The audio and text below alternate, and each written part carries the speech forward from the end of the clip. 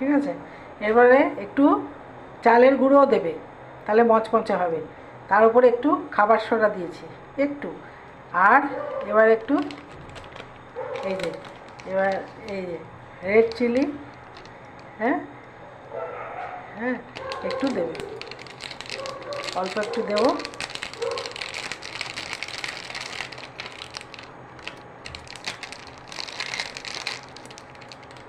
আর একটু দেব হচ্ছে চাট মশলা। চাট মশলা একটু দিলে, ঠিক আছে, অল্প একটু চাট মশলা দিলাম, ঠিক আছে।